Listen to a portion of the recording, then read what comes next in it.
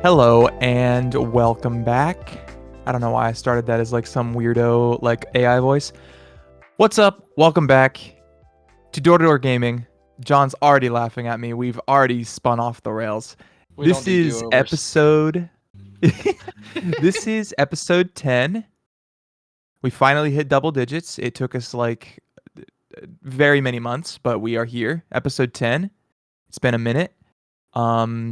We're going to talk about some games. We're a bunch of dudes that have jobs but like games, and so we talk about it, and you're just going to hear us ramble and God knows what we're going to say, but it's going to be fun and it's going to be a good experience. So, welcome, and we're along for the ride. I'm here with my two other co-hosts, John and Cameron. Y'all want to say hi?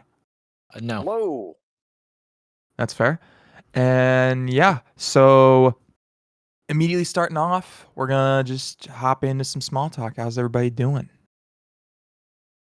Not doing too bad, I suppose. Today was a pretty decent day, all things considered. Pulled a muscle in my Always good. groin last Monday. Ooh, Yeah, it wasn't. damn! I was gonna say, in response to Cameron, it's always good when it's Tuesday. Tuesday's like the day.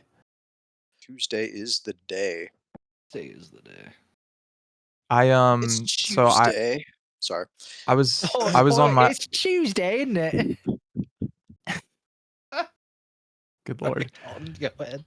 No, you're good. I was on my route today, and it is crazy how much lower the package volume is.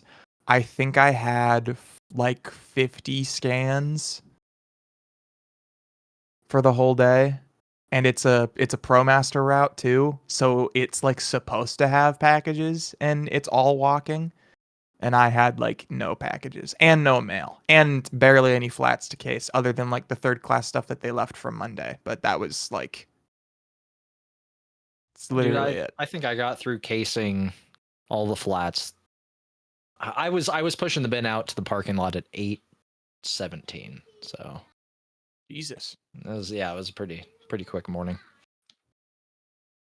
Yeah, I had my route, and then I had like another, I think they said it was like a 37-minute pivot. It took me 15 minutes because the numbers did not add up there. Right. And I was done by like 3:45, I think is when I clocked out. After I did my full route and my pivot, which was right nice. around 4:30. That's when I got done. It really wasn't a bad day. No, it was pretty good. Yeah.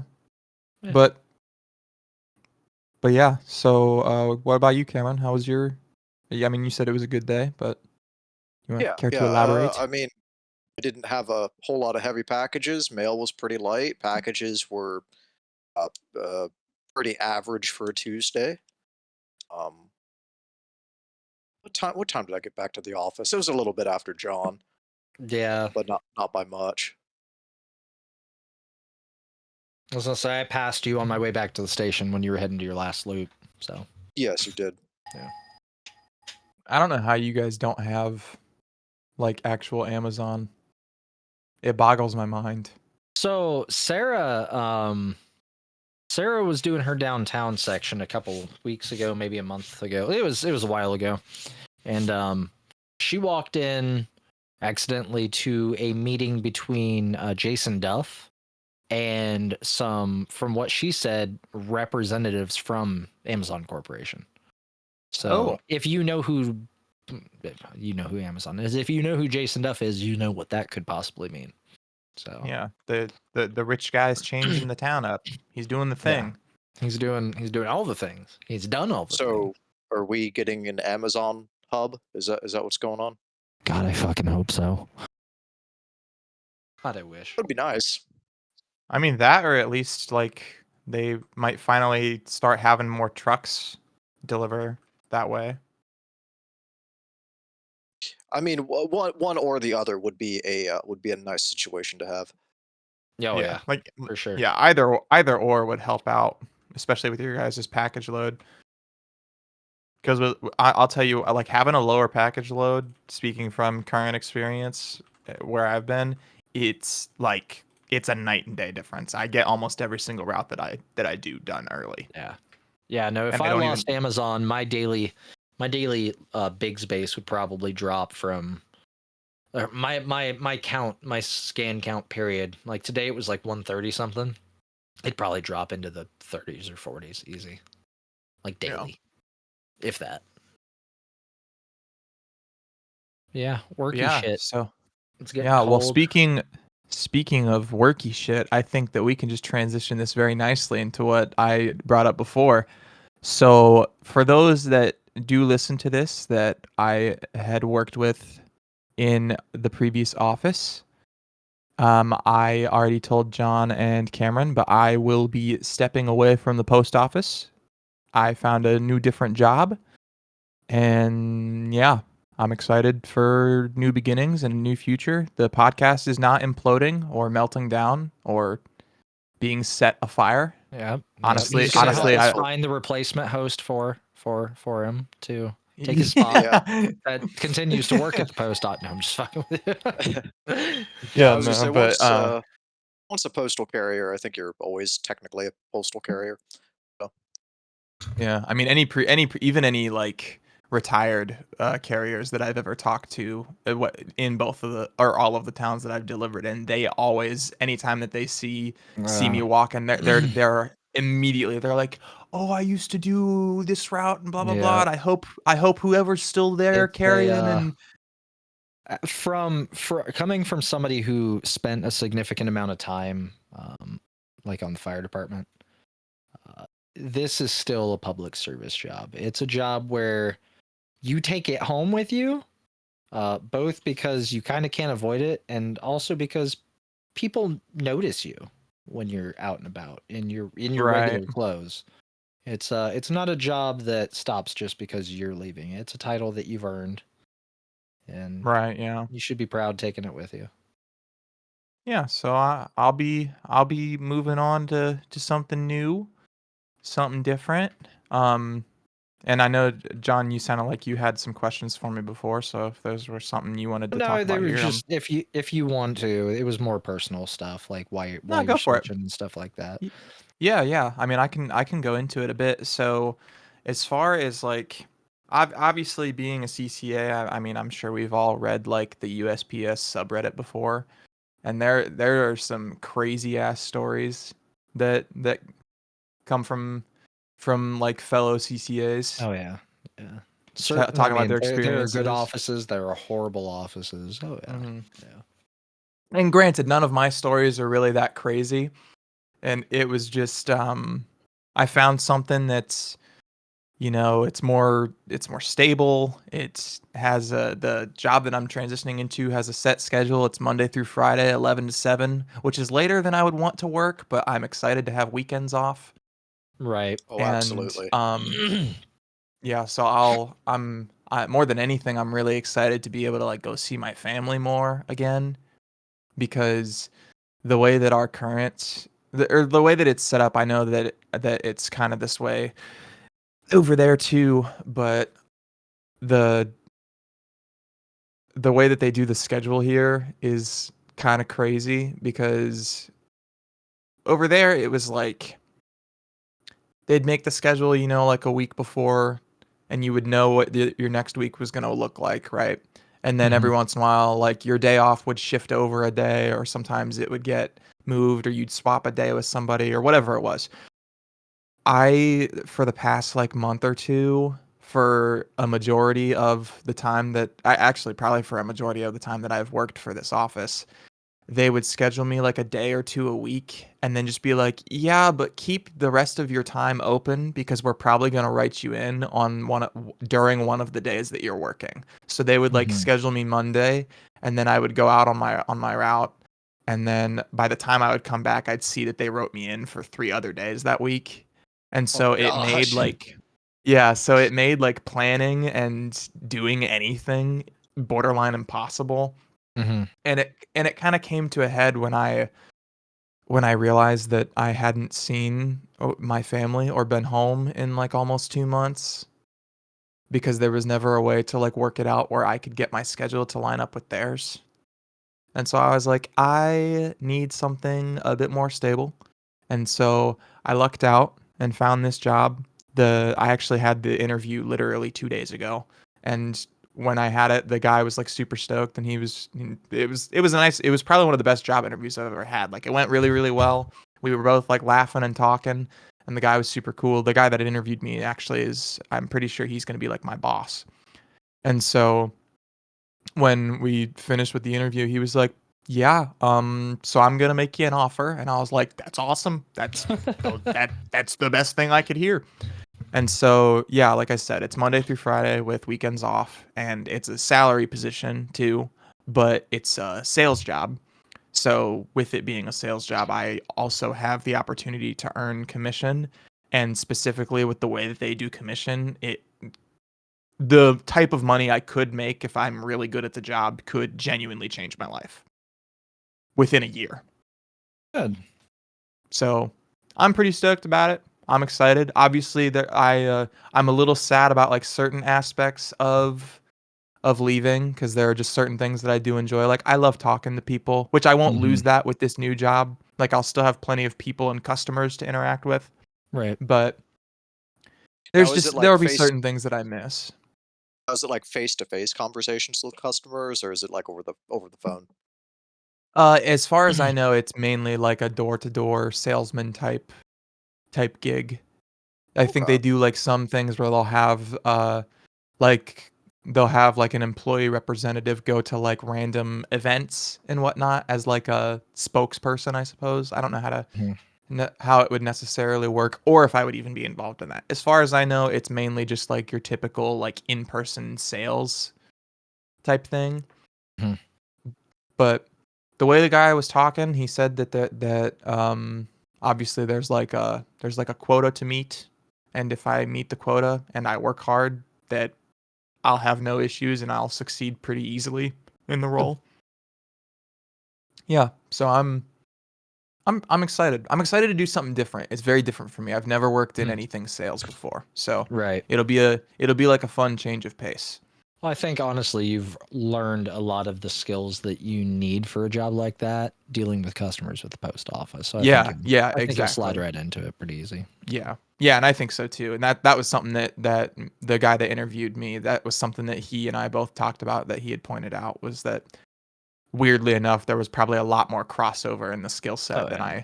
than I might realize. And And he's like obviously I'll shamelessly learn that as I bringing up go. the most random topics with customers that you've never seen before because you're walking through their yard at fucking 8:30 on a Monday. Yeah, it's just it's all about Yeah. confidence. The post office builds, especially being a carrier, you either already have or you build a shitload of confidence. Because I Mhm. mean, how often at any other job are you just gonna blatantly walk past somebody's living room or bedroom window that early in the fucking morning and you don't Right. give a shit and they also don't give a shit because you're just the mailman? Like, come on. Yeah. So Yeah, I think that'll be the one thing that I have to adjust to is like everybody loves seeing their mailman, but everybody fucking hates a solicitor. So right, that's going to be right, something that I'm going to have to find a way to sort of push past that and be like, "Hey, do you right. want this thing? Do you want to give us money? Do you want to give this company money? Because I can Just tell you why it'd be a good idea." you just have to keep one That of would your kind of be where it postal goes. uniforms. You just have to keep one of your postal shirts. What's up? Let's take a pause. Yeah. She can say hi. It's okay. You can say hi. Well, I wasn't just going to like have you open the door. No, now she needs to introduce herself. She's All got right, to well be now you have to introduced. come say hi. Yeah, gotta say hi. Hello. Hello. Yay! Hello. Hello. All right, you don't have to do it anymore. You're okay. Way to interrupt. I didn't know you're gonna be on video. Yeah, wow, my girlfriend has not watched a single one of our episodes. How crazy is that? The title of the episode is already determined. It's bonus guest. Brief bonus guest. Bonus guest. Celebrity guest appearance. Have fun. Thanks. So nice. Episode 10, guest starring. Hell yeah. All right. Yeah, also she's wearing a mask because she has COVID. Ooh, fun. So that's where we're at. So I've been either in here or sleeping on the futon in the living room, and she has stayed in our bedroom and the bathroom. See, I think that's the difference between y'all and like me and Sarah. Sarah will get COVID. I'll be like, I don't care. Give me the COVID. I don't give a shit. That's how I felt at first until I was like, wait, if I am planning on this being my last week, do I really Oh, want that's to call fair. off? Do I That- really want to you call have off to- the entire last week of work? Yeah, that's fair. That's fair. Yeah. All right. Now that we have the guest appearance and everything out of the way. So. Yeah. But no, I going back to what you were saying about the confidence thing. I think that was something that like I already felt like I was okay talking to people, but when you get into like a rhythm and routine of seeing similar people and having similar conversations, I think that's Mhm. exactly what I'm gonna have to get good at with this new job. And so Right. that'll be a good strength that I've already sort of built. Right. Oh, Yeah, that's fair. I lost my train of thought. So what you need to do is keep one of your postal uniforms and just walk up to someone's property, and they're like, "Oh, it's the mailman," and you just rip it off. You're like, Oh my "Surprise, solicitor!" Actually, 3 Daltons in a trench coat. would you would you like some internet? Oh Would my you like some gosh, that is internet? so funny. Oh shit. Actually, That don't might do be that because genius. I'm pretty sure that's a crime. So don't do that. Well, congratulations on your new job, Dalton. Everybody, No, yeah, Absolutely. thank we all you. we from door to door. We wish you the best with it. You act like he's I leaving. appreciate that. He is. Yeah, I Oh, think you're I right. think You're that right, yeah. No, I'm just I think that John's just gonna be he's just gonna be writing me. That's gonna be the new bit. Is he's just gonna be writing me off every episode now? Yeah, you'll still be here, but we'll just kind of like pretend you don't exist. Yeah, or like pretend that it's almost my time. Yeah, he's just not doing so good right now, and Dalton's dead to me now, Oh. and every episode's gonna be a different rendition of him, shittily drawn as a coffin, which is where his camera would normally oh be. boy. I was like, oh my god. I'll But edit yeah, it to where every so time you talk, the coffin shakes. No.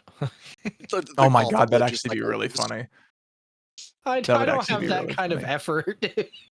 I think there's a plugin for Discord that you can actually do that, where you can make like a translucent avatar that when the little green box highlights around your camera, instead of doing that, it like dims out your little avatar to be translucent, and then it highlights it when you talk, and then it dims it again when you stop talking, and it syncs. I'm pretty sure there's something like that We're syncs just either. talking about VTubers last episode. Yeah, It I think everything that would circles actually back. be something you could probably figure that out if you really wanted to do something like that, which would Interesting. be All cool. right. But Anywho, yeah, so now that we've caught up and I've dropped my big crazy news. It's not really that crazy, but it Dalton's is news. fired. Yeah, true. I got fired. No, just kidding. We're gonna move on to our special topic segment. The random topic, which last week we rolled, and it was microtransactions. Do you love them? Do you hate them? Do you buy them? And are you Cameron? Oh, wow. Skins are skins, man. Yeah, well, honestly, Cameron, you're going to be kind of surprised when I bring out my thoughts here because there has been a recent development and I will share it a little more. I'll go more in detail when I go into the game that I'm talking about, but you'll just be interested. It'll be fun. I'm throwing you a curveball. Okay, I'm interested. So, John, I think we should start with you. And I you fucking should hate microtransactions. I wish they would fucking die. All of them. I don't give a shit where they're from, what they're for. I don't fucking want them in any game ever. At all. Expand elaborate? DLC, and DLC's fuzzy. Because what is DLC? Expansion packs. Give me expansion packs. Stop giving me 35 fucking outfits that I don't give a shit about that I'm not going to give you $2 for. Put them all in a pack, charge $30, and I'll fucking buy it. $2? You $2? Try 20, 30, 50, 100, That's a 150. macro transaction. Yeah. Some of the Dude. crazy thing for me is how some microtransactions cost, they either add up to or baseline cost more than the original purchase price of the game. I understand Now, it in like free to plays. I do. I was getting ready to comment on that. I do understand them in free to plays, but that I completely understand them in free to plays to the extent that that is the only reason that free to plays can even exist, with the Right. exception of like advertising material and advertising, all that fun stuff. Yeah. But that doesn't mean I Except for fucking like them gachas. or want them. Except for gachas. Fuck gachas. I was about to give gachas a fucking pass. Actually, Oh no, see, I was- give a game like Fortnite a pass where it's not a fucking slot machine. that's fair. Gachas are That's slot fair. machines. That's fair. That is very fair. I mean, that was the whole reason that the EU outlawed loot crates, beginning Yeah. with Battlefront 2 to begin with. It's literally it's gambling. It's an addiction thing. But that's a whole Right, like yeah. different level of microtrade. That is like that's grimy microtransactions. Are we talking about That is all Right. of them in general, or are we just talking about like Well, like there can be some microtransactions? Like, nuance. do you want this cosmetic hat for $1.50? Yeah, Yeah, that's like predatory almost. Yeah, I The think any only of the stuff that's like loot boxes or any gambling or anything, that shit sucks. I think that all of that sucks entirely, only because it is not regulated towards, or it's not regulated to protect people that are susceptible to gambling or young, which Right, makes them okay. inherently susceptible. Because like a lot of people that gamble, they start when they legally shouldn't be able to. So I explained to these two fine gentlemen when this topic was chosen at random in the last episode. We were still recording, I believe, but it was after the episode had ended. That I have big talk for somebody who's such a hypocrite, because I folded to them and explained to them that I am quite possibly one of the earliest adopters of microtransactions in games, because I bought. Just those of you that know, I bought the horse armor from Oblivion the day it released. Oh, the day horse The day it it came out. released, yes. Yeah. I didn't tell you that part last time. That's That's the kind of shameful crazy. part. That's the shameful part. It's arguably worse than going, everybody hates this, I'm gonna buy it. Bro pre-ordered the horse armor. It was the elven horse. There was two different horse armors, I believe. I got the elven one. I don't remember if it was a pack and you got both, but I got the elven horse armor. You know what? And the funny thing about that is, it's largely my experience was kind of like a foretelling of microtransactions as a whole today. It was a small thing. It only cost a couple of little dollars. It's not gonna hurt nothing. I bought it because it was cool. It was an impulse buy. I never fucking used it. Not one time. I put it on and went, oh, that's cool. Then took it off the horse. Never used it again. Like 90% of microtransactions changed my mind. People spend so much fucking money on games for shit that they go, I need it. They'll use it in one match or in one game. They'll change what they're wearing. They'll change what they're using and then never touch the item that they spent for again. As opposed to a whole ass game that you spend money on and then you actually spend time playing the game. That makes sense. I will never understand. I'm just blowing my fucking mic out at this point. I will never understand microtransactions in games. Ever. My only counter is when you said that people like use it once and never use it again. In certain cases, yeah, that's true. I think the one way that has worked in the like game company's favor is that they've introduced seasonal models, is because normally what they do is they release really cool cosmetics that people wear generally through the duration of the season, and then once the season ends, they shift to whatever the next season is. You're You know what I talking mean? Battle Like passes and shit, right? yeah. If there's like a cool skin that's in the battle pass, like right off rip when you first, like say you purchase the battle pass and it has like the immediate unlock rewards before you go through, then like you get that one cool skin right at the beginning, and then you can wear that for, a month or two, however long the season is. Normally it's like a couple months for most games. You want to know And something then else that that's I wish would fucking die? Battle pass. sure. Battle pass. I can kind of agree. Cosmetic kind of agree. microtransactions, microtransactions, period. But I What? will say battle passes Halo are getting. 3 had it perfect. Halo 3 had everything perfect. Are you talking like getting achievements to unlock specific armor? Everything, all of it. Oh, literally. So if Halo Yeah, 3 you get was stuff by released playing today, the game. if Halo 3 was released today, almost everything, and we've all seen Halo Infinite. It's not necessarily microtransaction hell, but battle passes. And thank God, Infinite did it. If correct me if I'm wrong, Infinite did it in a way where all of your old battle passes, you can still access them. They're infinite battle passes, correct? So yes, and no. So now they have it where if you buy it, you get it infinitely. Right. That's right. But the problem is you have to buy it like I could be slightly wrong about this. I believe you have to buy it while it is active now. Otherwise, you have to wait until like it Mm. recycles it. Oh, they recycle their passes?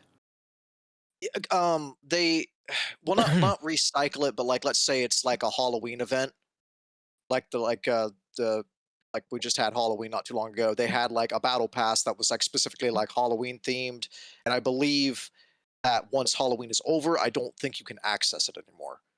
But Okay. don't But quote me on that because did it's been a little bit. Mhm. So there Okay. is sorta like that FOMO that a lot of that stuff is still kinda known And for, that's the whole point unfortunately. that I'm trying to get to is like Cameron mentioned it, he kind of leaked it. Halo 3 did it perfectly. Halo 3 had it wasn't like it wasn't a catalog of unlockable cosmetics, but there was a lot. But the thing Mhm. is like there were challenges and achievements that you had to complete and get to unlock things in Halo 3. And none Which of those ever went away. The achievement, you can go start a new game on a new Xbox 360 of Halo 3 right now and start over and start getting achievements and unlock shit for multiplayer. The same with the challenges that a fucking 20 headshots in a row with a pistol without missing or whatever bullshit. That challenge will always be in that game, and therefore you will always be able to unlock that cosmetic. I get that it's all about money. And I get that game development studios have just grown grossly large, and that projects have gotten so expensive that they have to find a way to bring in extra money after the launch of a game, especially with things like Games Pass being so prevalent now, where like the cost of the game is often subsidized into the subscription base of Games Pass, whereas like the development of a new game that's releasing on Games Pass, the developer will never see sales numbers, sales money from that game. They got a large fucking chunk of money from Microsoft last year. And Microsoft, make this game, continue doing it. We like what it looks like. Here's the money, just release it on Games Pass. So sales are largely not a thing for game development studios anymore unless they're going through private publishers. That being said, most companies have to fill that empty space with money somehow, and a lot of them choose to do it with fucking microtransactions, or at the very least, battle pass sales. And I can kind of get behind battle pass sales, but only if those battle passes can continue to be worked on. Helldivers did a beautiful fucking job of this. Helldivers is perfect for this. All battle passes, because it's not really a battle pass system that they're doing. All battle passes can always be worked on. Once you unlock that battle pass, it's one, that battle pass is always available for purchase. Two, once you have purchased it, they've promised they will never go away. Three, the battle pass can be purchased with in-game currency. However, if you want to purchase it with real currency, it's actually a very reasonable price. Like Mhm. $10 will get you 2 different battle passes. And 3, Right. all unlocks inside that battle pass are done with in-game awards that you earn. You cannot buy anything inside that battle pass with real currency. So when you win a match or complete a thing in Helldivers 2, you'll get 10 medals. You can unlock whatever you want on that first page of the battle pass in whatever order you want using those 10 medals, as long as you spend the 20 medals to unlock the second page. I can only get Yeah. behind battle passes if you always have access to all the battle passes. If I jump in a game at season 20, I want to go unlock season 2's battle pass right now, I should be able to. I'll give you the money. It's something that I want to spend money on, but I just need to have access to that. Traditional Right. microtransactions are a work of fucking Satan, and I will not get behind them for any fucking reason. Yeah, there's only a Sorry, it's few a games that really, really fucking hot take for me. It might be the no. hottest I take don't I've think had on it's this I don't fucking think it's that hot podcast. of a take. I don't think it's that hot of a take. I think Well, that I there are struggle people to that just put up with understand. it. Yeah, well, how the fuck do so many of us just put up with it if all of us hate it? How is Well, it cuz not a not practice that has died years ago? well Considering because the I don't think evolution we're of the it, which is the majority. loot crate, has gone through legal circles and been banned in new. I'm sorry, I gotta stop with this topic. Holy shit, I didn't expect to get this pissed off. No, you're good. I think so. You brought up Helldivers, and it's actually funny. I recently got back on Helldivers like a couple weeks ago after not playing it for literally at least a few months, Right. and I saw that all of my original pass that I got, the game that came with the first pass included. Like I got that version of the game. Right. So I had already unlocked bits and pieces. It was like the Super Citizen collect like edition or whatever it was. So you got like the cool gold tag that you could put in front of your name and like all that stuff. But and like the gold outfit.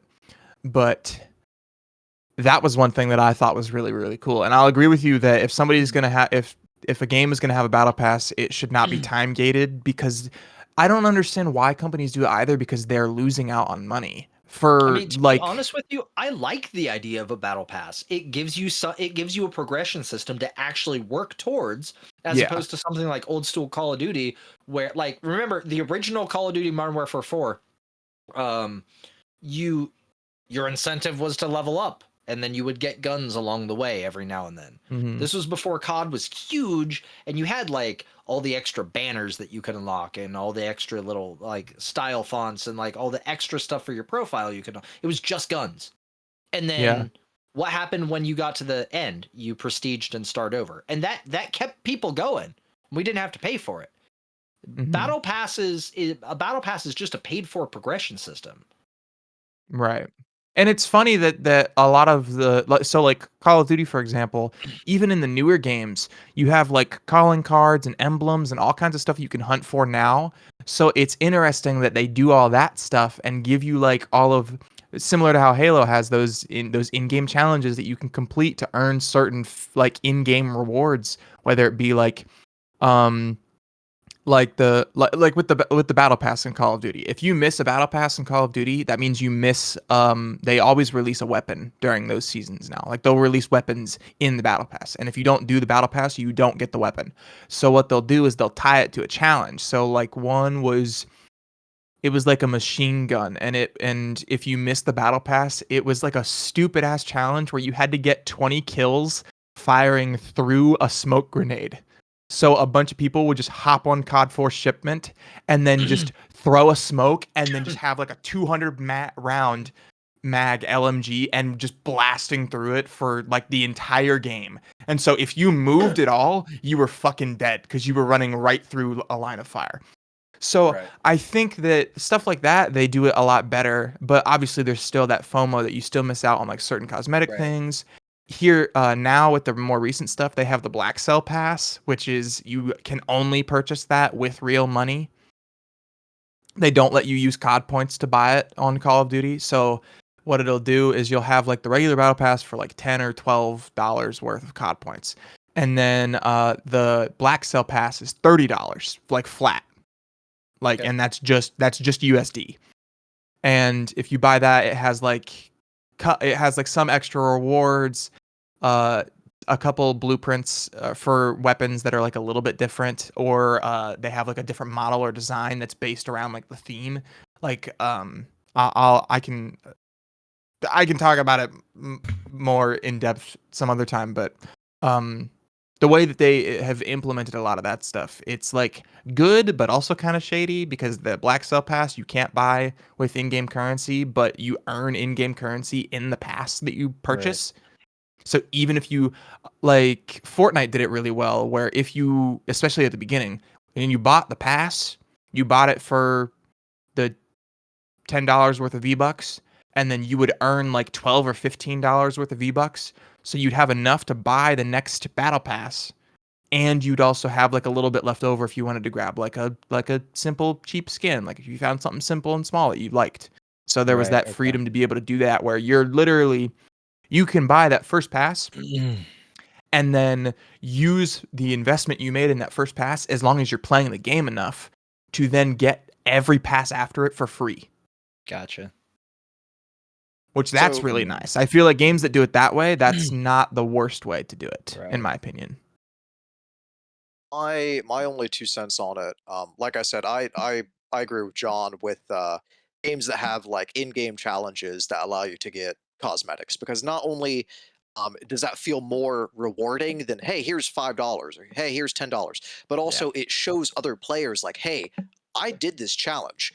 Like, if it's Right. a difficult one, you got a piece of armor that obviously stands out. I remember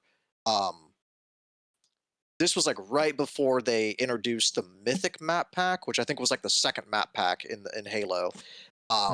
Yeah. You had to get all 1,000 gamer score to unlock the katana, which went with another set called Hayabusa. But like people coveted that. Like if you Oh, had that, yeah. you're like, oh, you got all the achievements. Yeah. You 100% of Yeah, the game. it was a big deal, dude. Like people had the Hayabusa armor in you'd play a match and then like 6 matches later you'd see Hayabusa armor. 5 matches later you'd see somebody with Hayabusa armor. But I can only recall a handful of times seeing that goddamn katana, and I was jealous of it for the longest fucking time. Cuz that means shit, that's every achievement. That is Yeah, like those. soloing on legendary, like it's all of it. Fucking hard. Yeah, But then, go ahead. Go ahead. Oh, I was just going to say that I think the one thing that games do wrong now is there are still those earnable cosmetics, but they intentionally make them look like shit. And so Yeah. the only cosmetics that look good now, that they are the ones that they know look good enough that people would actually choose to purchase. But I was gonna so my actual 2 cents on like microtransactions or like paid DLC and stuff. I can't remember what game it was, but it's a racing game, which I don't really play too much of. But it's notorious for the fact that it had paid DLC to unlock like expansions to whatever racetracks or whatever. Um, Someone found a glitch to get out of bounds into an area that you weren't supposed to be, and lo and behold, the map was already there. Like the collision and everything was already there. The map was already finished. What you were paying for was the ability to unlock that area and to see it painted in textures, because it was just like the bare geometry of the map. Um, so that's really scummy. It's like, hey, yeah, the work's already done. Yeah. It's already there, but like you need to pay to actually go there. Yeah. Yeah, that's an extra level of scum, dude. It's if it's in the code, you should have access to it when you buy the base game. So, If anyone's curious, Steam is currently down. All my shit just got logged out, so that was fun. oh no, I'm supposed to be downloading games. Fuck.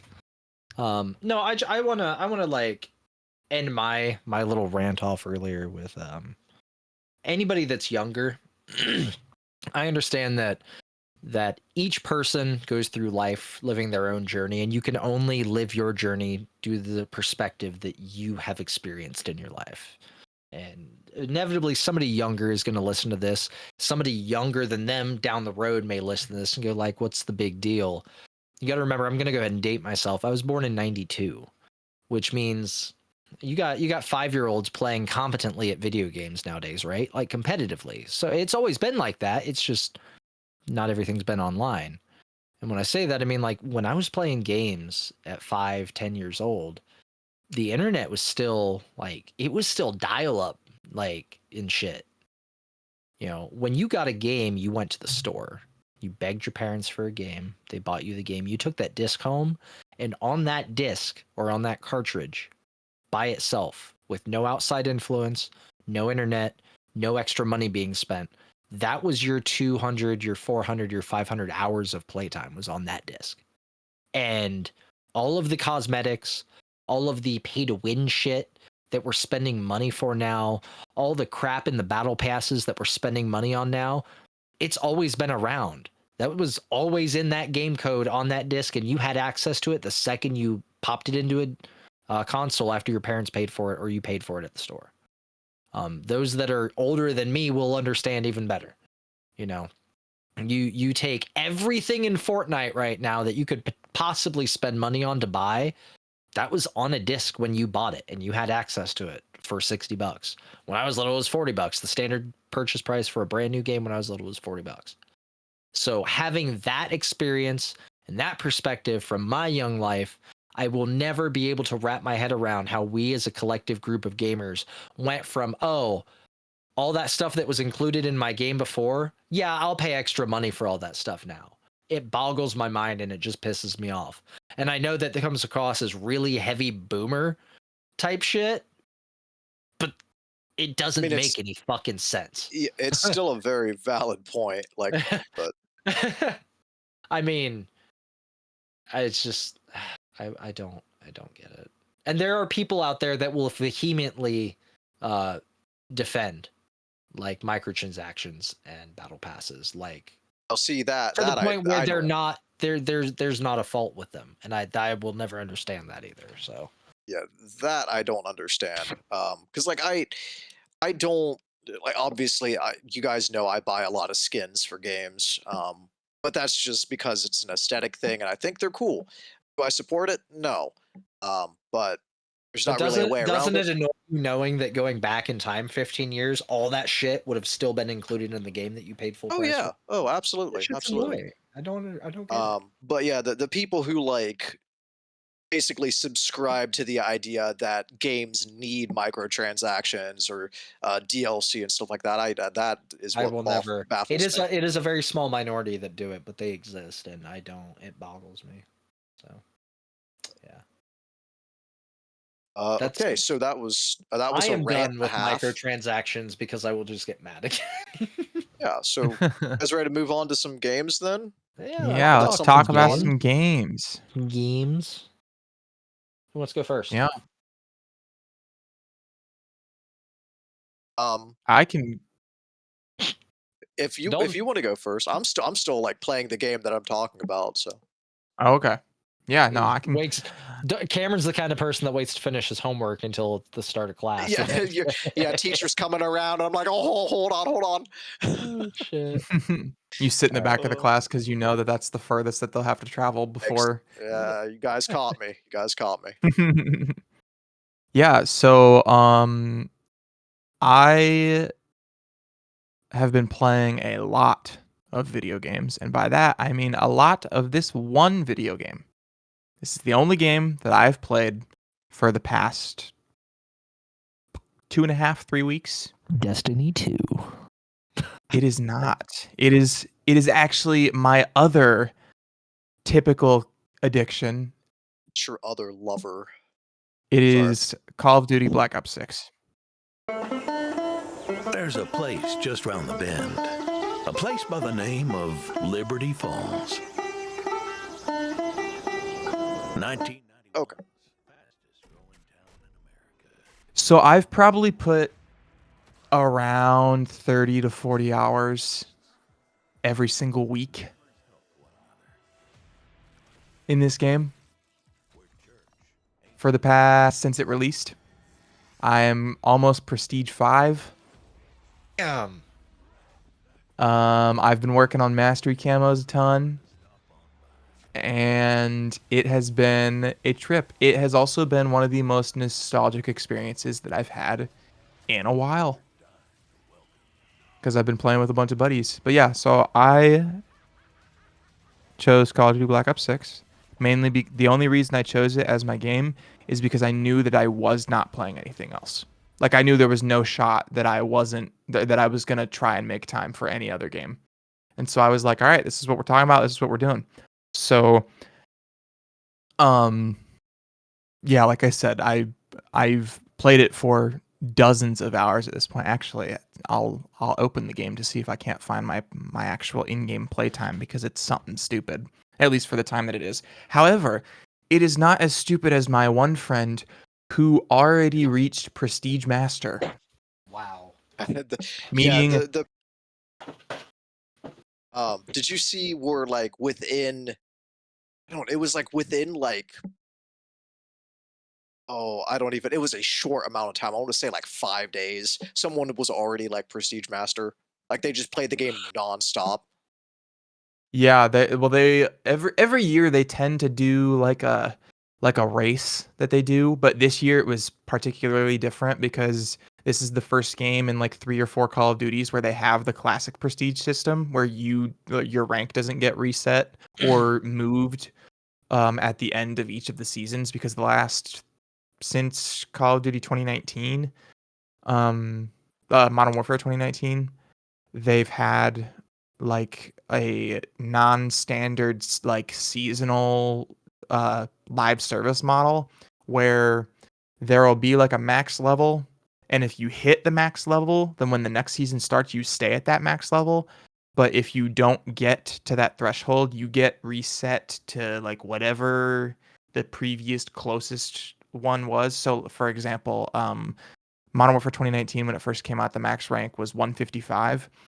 If you hit 50 and didn't get to 100, you'd get reset to 50.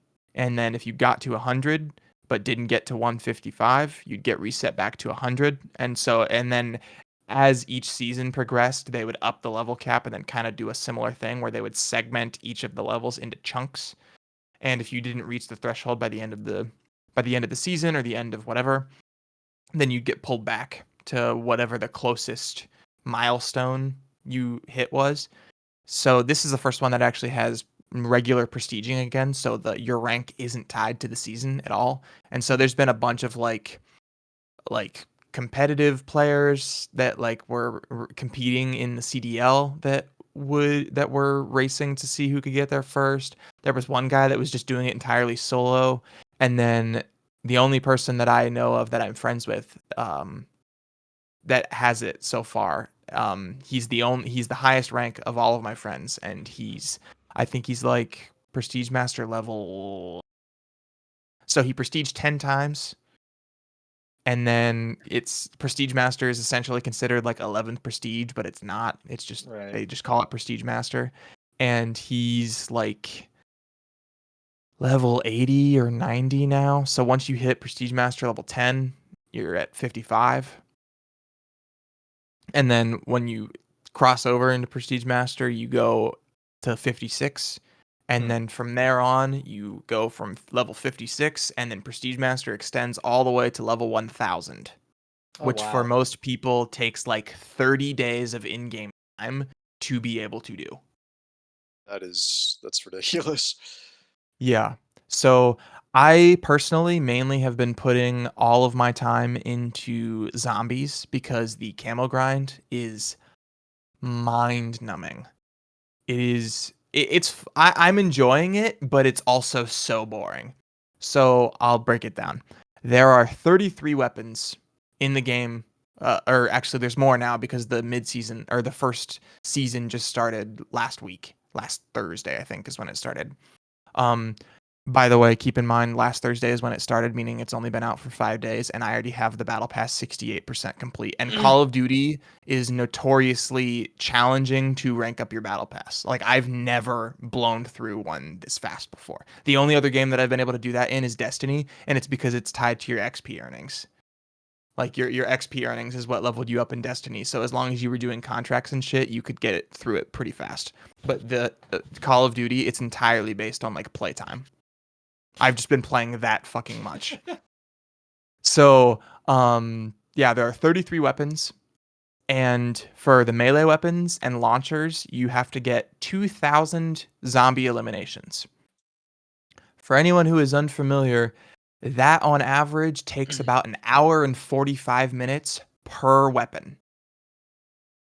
And you normally would play from round 1 to round 32 is normally when you would get you would get to that point. Fuck, I So can't get past 12 without. Jesus Christ. yeah, so I have done I'm gonna sound like such a fucking nerd. So there was this YouTuber that created a spreadsheet.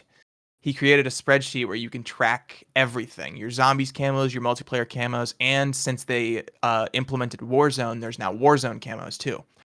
And that's another thing is, guys, I fucking hate battle royales. I have been playing so much Warzone with the friends that I've been playing this game with, and I've been having a fucking blast. It has been so fun. It was such a change of events. So, but so of the 33 weapons, I've kind of tried to break it down by class. The only ones that I've done is I did one of the launchers because I happened to pick it up out of a box spin, and I was like, whatever, I'll just get it done because it's gonna be annoying anyways.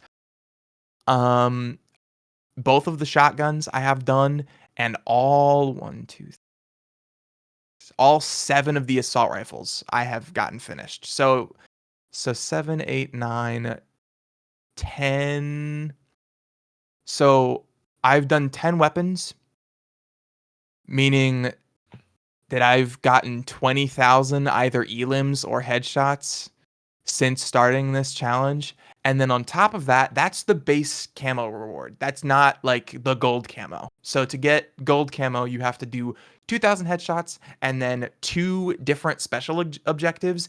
And then you have to do rapid kills to get gold. So there are 5 or 4 total challenges that you have to get through: headshots, the 2 specials, and the rapid kills. So I'll read some of them off just to get an idea what they are. Get 5 rapid critical kills, so 5 headshots in a row, and you have to do that 15 times. Kill 75 armored zombies. Kill 10 special enemy type. Kill 30 parasites. Get 300 kills while having dead wire equipped on your weapon. So it's like a whole thing. And this whole spreadsheet I've had set up to track everything. But the thing, it like I said, so we're talking 10 weapons, meaning that at a minimum I've spent almost 20 hours just killing zombies. And it's mind-numbing and it's painful, but I'm like along for the ride. Like, it's the first time in a long time where I'm just like down, where I'm just like good to go. I'm just like, I can just watch a YouTube video on my second monitor and then just shoot zombies for an hour and a half, 2 hours. So yeah, I've that is mainly what I've been doing. And then, like I said, Warzone's been super fun. Multiplayer's been really fun. A lot of people are saying that the maps on this game suck. I don't necessarily agree, but I'm also not like a super diehard like map person. Like, I like a lot of the maps, and I think a lot of them are actually really cool and pretty unique. They brought Nuketown with the drop of the season, so I've been playing that pretty much exclusively because they have like the Nuketown 24/7 playlist where you can just play Nuketown, and it's all fucking That's sweats. fucking sick. Yeah, it's all sweats though, so you're just getting rocked the whole God fucking fucking time. damn it. Dude, I would play But on Nuketown. I play on that's like my go-to map in Black Ops games. Like, I don't yeah, want to play on anything other than. That's a shame. yeah, no, and it's super fun. And I say it's all sweats, but I'm also one of the fucking sweats because I have not hopped off of this game in 2 weeks. So like, for what it's worth, I am one of the sweats, so I'm having a great time because I'm just fucking playing. I got through the campaign, and that's pretty much the campaign and some of the zombies. I played like a few rounds of zombies, but that's pretty much all I put into Black Ops 6. So Hell yeah. Yeah, I played some zombies. I've played probably 7 or 10 matches. I think the furthest that I've made it's like 15. Yeah. But Oh, that's that. and if you so the 2 maps that released, Liberty Falls and Terminus, they had Easter eggs that went along with them that if you did them, you got special calling cards if you did them before directed mode came out, and I fucking did both of them, so I have the cool like early calling card that has the animated calling card with the little gold skull next to it that shows that you did it before What is the directed mode came out. what is Liberty Falls's? Like the Easter egg? Yeah. You have to you go into the church and then interact with the weird device that has the canisters on the side. Yes. And then you have to use the canisters and the LTG device, which you have to get by crafting the jet gun. Okay. And then you craft the device and then place it on top of those weird void traps that have like the electric void fields that spawn on the ground. Yeah. Okay. And then when the elite spawns, you kill them in the void trap, and then their soul gets sucked up into the canisters, and then you throw the canisters back in the machine. And yeah, I watched a dude do this. I was wondering because it was like Oh, really okay. fucking elaborate for some zombies shit. Because last See, the zombies crazy I played thing- was Black Ops 3 zombies or 2. here's the crazy thing: 2. Liberty Falls is probably one of the easiest Easter eggs I've ever done. I did it first try with one of my friends. Yeah, okay. We watched a video tutorial for it, and that's probably one of the easiest ones I've ever Okay. done. If you think that was really crazy and complex, I would implore you to watch some of like the Black Ops 2 and Black Ops 3 Easter egg walkthroughs because Yeah. they're fucking nuts. Well, all right. So I also did a match in Liberty Falls where maybe you can explain this since you have a lot more time than I do. We Yeah, sure. ended up in the bowling alley for a zombie dance party. I'm not sure how the fuck we did that. Okay, so you so I'm not sure what happened. Maybe a viewer can explain. Dalton's googling it. So we were playing, and all of a sudden we finished a round, and we were teleported in a blinding blue light into the bowling alley where there was loud rave music, flashing lights, like our bowling alley would do the blacklight nights, except all the zombies were dancing, and we had to use the bowling balls and throw them down the lanes to kill the zombies. And there was a score. There was a Yes. scoreboard. And Yeah, then so it if ended, you and then it ended, and we teleported back, and I don't know what the fuck happened. It was So- my second match. So crazy thing about that, I'm pretty sure you get a Dark Ops. You know the Dark Ops challenges that they have, where it's like the hidden calling cards where they don't tell you how you can earn any yes. of them. Yeah. So one of the Dark Ops challenges is bowling a perfect game during that mode. I wish Which I could tell you th- how we got there. I totally forgot that was even a thing, but I did see. I've been watching a lot of Mr. Raffle Waffles. He's like an old school zombies YouTuber, but he has really leaned into making this game. Okay.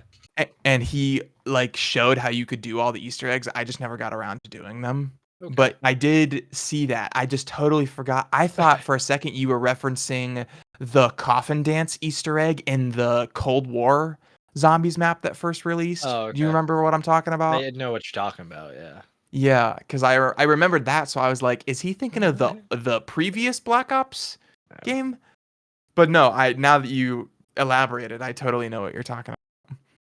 Hell yeah. Because I thought that when I saw that shit, it was so funny. I did end up getting the one of the, I can't remember which zombie map it was. It was tied to the if you did it early before the guide or whatever. Mm-hmm. The one that had the green and black like recolor for the ray gun. I did end up getting that one. Oh yeah, that's Liberty Falls. Yeah, Oh, okay. Cameron. yeah, because That's the one with the bowling alley, correct? Is that the same map we're talking Liberty about? yes, Falls? yes, Okay. yes. Cameron, Yes. did you find anything out about chess? No, I didn't. I wonder if Dalton, did you? I was gonna say, would you like to explain this to Dalton and see if it piques his interest? So, I'm gonna get pizza. I think I'll be right back. okay. While you're gone, I'll explain. So, you played through the campaign, correct? Not entirely. I have not finished it yet. I'm probably about halfway through. You've at least played like through the first mission. I'm assuming Rook takes pawn. Yes. Okay. So obviously, right there, that's chess. They're talking about chess. Sure. I don't know how many other missions you've played through, but there are these hidden. Well, not so much hidden. They can be pretty obvious if you know what you're looking for. There are these chess sets that are just randomly set up. And I didn't think too much of it because I was like, okay, whatever. Because the first one you see is in the mansion that you go to, the hidden Mhm. KGB mansion. It's Mhm. like sitting on a table. I was like, okay, whatever. It's a chess set. The next mission, you're like in like an air duct or like an elevator shaft, and you're climbing up, and then you climb over like a little balcony that leads to like a service room, and there's a folding chair that has a random chess set sitting on it. I was like, why is this here? Like that is random. And like the more I played through the missions, I kept seeing more and more of these chessboards. But what's really interesting is it's not the same copy and pasted chessboard. They have different moves set up on the chessboard, and I have no idea what that's about. It's obviously an Easter egg of some sort. I just don't know how to decipher it. Huh. Have you like tried looking in order that you're finding them and seeing if there are like moves that have been made from the previous games? So, um, I don't know how to explain this. John was trying to talk me through it. There are certain chess I think they're called openings, where it's like if a player makes Yes. this certain move, then like that game is already determined. Like if you know how to counter that opening, you can easily win. And I Right. think that's what they're doing with these chess sets. They're different openings. And I'm thinking like, Huh. oh, if I could like know the name of the opening, maybe it's like the first letter spells out like the if you were to like line them all up, the first letter of each opening might spell something, but I'm not that fluent in chess. So Hmm. Yeah, I'm familiar with the concept of openings in chess, but I am not familiar with what the openings necessarily are. Like I wouldn't be able to look at a chessboard and be like, "Oh, they're starting with the I don't even fucking know a name of a chess opening." I and John had like 10,000 billion IQ thought process where he was like, "Hey, take a picture of the chessboard layout and use Google's new AI software to like figure out the name of it." And I was like, "Oh, that's so cool!" But I kept getting different names, so I don't think Google was recognizing I didn't want. Oh, this is a chess set. This is how you play chess. I was like, I want the specific moves. This is a Um, chess set. Ah, yes, thank you, AI. You told me something I did know. uh, So if any listeners are like super keen on chess, if you could help me solve this crazy riddle that I think I might have discovered, please do, because it's driving me up a wall. This is either Cameron is, and unbeknownst to us, a fucking genius, or this is a case of Shutter Island for any of those who have seen the movie Shutter Island. The plot to I have Shutter Island, actually, never mind. It's real good. I have Um, not seen it it's personally. a Leonardo DiCaprio movie. I'm sorry, I'm eating wings and I'm taking us way off the rails. Nah, you're It's a, good. Le- it's a Leo movie where he plays a detective in the 40s, and he's investigating a missing woman at an insane asylum on Shutter Island. Oh, the big plot twist at the end of the movie, is anybody going to watch it? Even Oh if wait, I if I do know. spoil, I have you do seen know the it? plot twist. No, I know I the Okay. I, plot I twist have though. I've seen it as well. Okay, So so listeners, this is your only warning to click off. The end of the movie, it turns out he's actually the insane person, and they're helping treating him by letting him live out these delusional. It's a really Yeah. good fucking movie. He's actually the insane person. That's yeah, it's real good. It's real good. Anyway, I came back with pizza, wings, and root beer, and now I'm just derailing the whole show. Sorry. No, you're good. Um, Honestly, I think we can probably move on to whoever wants to go with theirs next. I think definitely I'm gonna want to look into that chess Easter egg though. That does sound kind of cool. I'll have to see while I'm playing if I notice any of the boards anywhere because I'm like not very observant with that kind of stuff. So I probably looked I at it and thought nothing of it. the first few are pretty out in the open. Um, but I've only seen like maybe 5 or 6. I don't know if there's one in every mission. There could be two in some missions. I did not keep that keen of an eye to uh to look for all of them. Right. But yeah, so to anybody who wants to know, I will be probably still grinding zombies camos by the time the next episode comes out. Because the Yeah. grind never stops and it is painfully long. So I would respectfully like, since I'm meeting Cameron, to go next, as this is a podcast and not a mukbang thing. So I will mute my mic while I eat and let Cameron go. Yeah, sure. What you got, Cameron?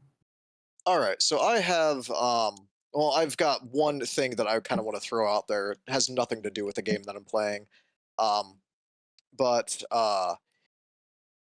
Death Stranding came to Xbox as a surprise drop. Microsoft didn't say anything about it.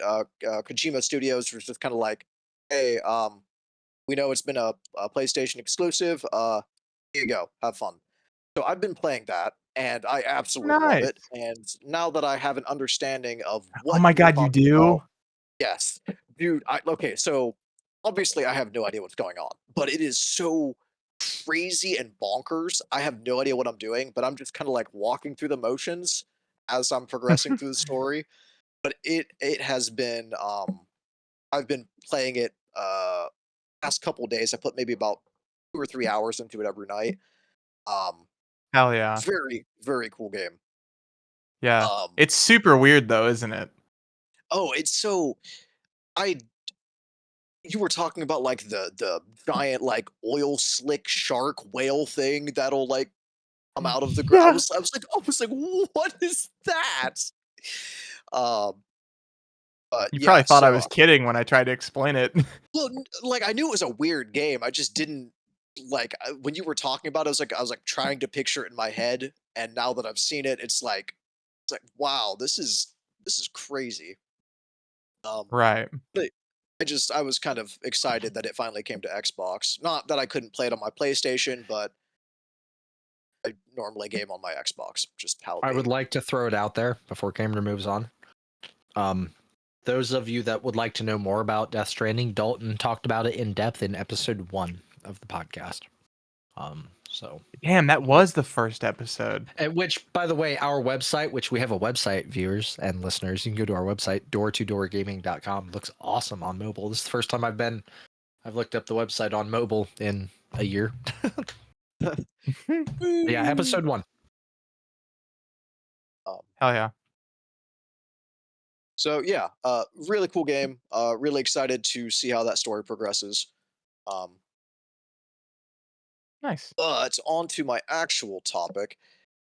So I've got two games, and they're relatively samey. So I won't spend a whole lot of time on them. But I've been playing some Coffee Stain Studios games. If you know of them, they're pretty popular for their goat simulator games, Oh, which okay. are amazing. Um, and they recently, and I don't think they really announced this either, but they recently dropped the remaster for Goat Sim 1, which came with all the DLC and it's on Game Pass. So if you guys have never played it, I suggest you play it. It's fun, it's stupid, it's a good way to kill time.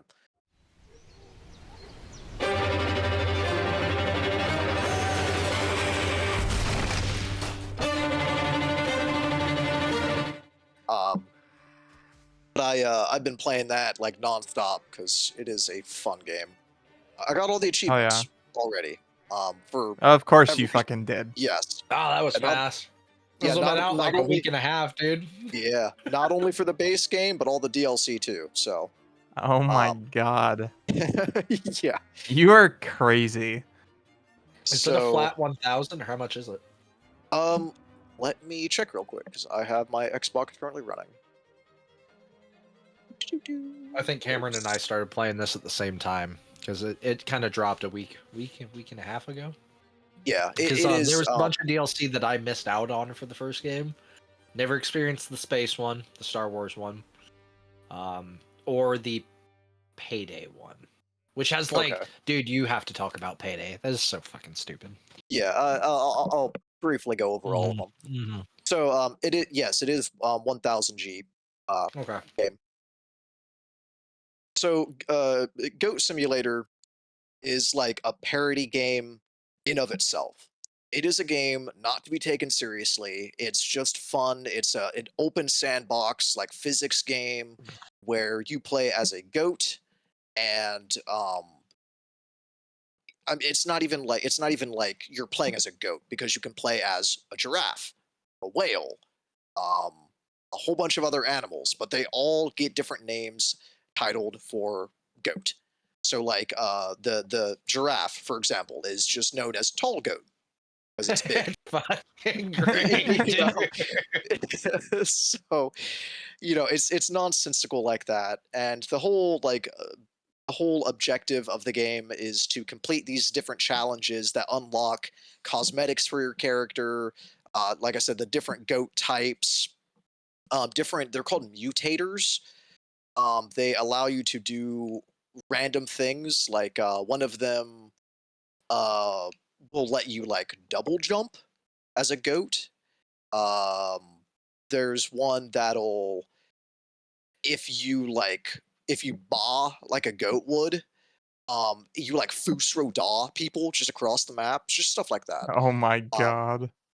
but it's so They all stupid. I have love it. very parodical names linked directly to the thing that they're parodying. Yes, yeah. So like John was saying, like Dova Goat. That one I'm pretty sure is called Dova Goat. yeah, yes. Um, so like John was saying, they have all the DLC are kind of themed after like a specific game or a specific pop culture reference. Uh, the one he was talking about, uh, gosh, what is it? Waste of space, Yeah. Okay. but Yeah. it's themed after Star It's in Wars. yeah, it's in the Star Wars font and all that fun stuff. Yes, yeah.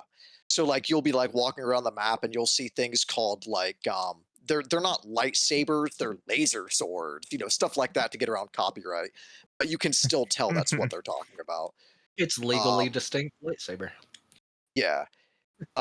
And there's a lot of different Easter eggs in said maps as well. The one of my favorite one um is in the Waste of Space DLC. There is a blue porta john, like a blue toilet, and it's called the TARDIS, which is any Doctor Who fans that are listening, it is the TARDIS, um, but obviously it's a porta john, so hence the name TARDIS. So it's That's just pretty got a funny. bunch of I like enjoy that. little silly. Yes, it. If you haven't played it, like I said, it's on Game Pass. Please at least play like an hour. That's all you God, need. dude, it's so good. Um, but I'm trying to think because I'm currently playing one of their other games that just came out. Um, and there I just died, so I'm gonna take a break from that. Um, actually, let me get that game pulled up real quick. While I'm still talking about it, so I can go a little bit more in depth here. But yeah, you like I said, you play as a goat, and unless you have like certain mutators or you're a different type of goat, um, your like main abilities are like to jump, headbutt stuff, and lick stuff.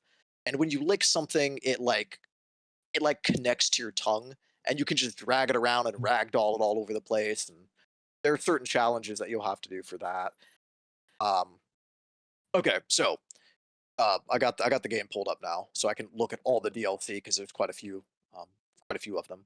You have Goat Simulator, which takes place in Goatville. It's just like a stereotypical little like town, nothing too It's crazy. like GTA. The Well, closest thing. they have another one that is like Vice City GTA. So you have Goatville, you have Goat MMO Simulator, which is like a parody of like WoW, basically. Like or any like MMO game basically. But like you have these stupid challenges where it's like collect 5 apples to help the farmer because he's hungry. Like just stuff like that. Um one of the best things about the Go MMO one is there is a secret path that you can go to that will teleport you into the actual server room that this game is supposed to be taking place in. And if you headbutt and break the terminals or the servers, um, the game actually crashes. Like you will get like a blue screen for like a brief second, and you're like, "Oh, I actually crashed the game." But it'll continue playing shortly after. You have Goat Simulator Buck to School, which I believe is supposed to be a reference to the Bully games, would be my best guess. Oh, okay. All right. You have Goat Z, which is like obviously It's your Daisy. zombie parody, Daisy, yes. Which there's Have you? I was gonna say, have you played that? yes, I have. Yeah. That is a very fucking hard game mode in Goat Sim. Holy There- shit. There's a specific challenge to survive 10 days, which is also tied to an achievement. I kind of took the easy way out on that one because there's a mutator that you can get that allows you to not have to eat food to stay alive. So then you're just basically standing still for like 30 minutes. But that doesn't cut off the ability to earn the achievement. No, nope. Okay. Um, you have Goat Simulator Payday, which I've played a couple of the Payday games. And like in that game, in Payday itself, you have different operators that do different things. And in Goat Simulator, you have different operators that are different goats. One of them is a flamingo that can fly. The other one That's is my like, dude. I'm so happy. Yeah. Valentino Salami, dude. I played for him for hours when we were playing last week. you have Valentino Salami. Salami, Bro, It is. bro he is knows the described, flamingo if I by remember, name. If I remember correctly, he is described as a long-legged pink goat with wings. then you That's have so funny. it's such a stupid game, and Oh, I love hold it. on. I just looked him up. I'm sorry. A seductive goat with long legs and gracious feathers. My bad. There we go. Mm.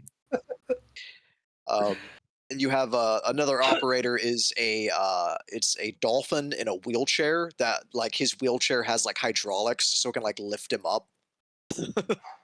like an ungodly amount. Like I'm talking like you're like a 5-story building worth of hydraulics. And then you have like your stereotypical goat. And then I think the other one, what was the other one? There was one more operator that you could select. There was a ram. There's a flamingo, a penguin. Was there a hippo? Penguin. Okay. Which I can't remember what his ability was. I think you could just slide like on your stomach, like very fast. And then the last one that John had already mentioned, it's Goat Simulator Waste of Space, which is a Star Wars parody, a Doctor Who parody, Anything a sci-fi, Stargate really. parody. Yeah, it's like Yeah. a whole. All of these DLC are like a bunch of different, like I said, pop culture references, video game references, stuff like that. I love that the waste of space, the premise is like you're building a space station. But Yeah, they it's parody a they parody GoFundMe. yeah, it's very clearly Kickstarter, but it's like Yeah. Punch Starter or some stupid shit like that. And you have to like break crates and like attack people to get their money to fill up the fucking coffers to like unlock shit. So yeah, that was my first game, Goat Simulator. I got okay. It's gonna sound weird, but I've also played Goat Simulator 3, and I want to get the DLC for that here shortly as well. And I didn't know this, but there is no Goat Simulator 2. You didn't know skipped that? No. Yeah, that they did that shit on purpose. Oh, did they? That's Okay. a purpose thing, yeah. Okay. Goat Sim 3 is the sequel to Goat Sim 1, yeah. Coffee It's Stain like- is like my dev studio. I fucking love everything Coffee Stain does, so. It's great. They have a bunch of other games. Like I said, they're most well known for Goat Simulator. I think that's really what kind of If brought them anybody, out into the light. my favorite game of all time, Satisfactory, which I will talk about eventually, was made by Coffee Stain. Also, if anybody was around for the big Valheim release, Valheim was a Coffee Stain published game. And I didn't know this as well, but they have a mobile Goat Simulator game as well. Yes, Which- that was the first one that I played personally. Was it good? Oh, okay. Yeah, that was my Was it intro to it. Was it toned down or was it like a game just on your phone?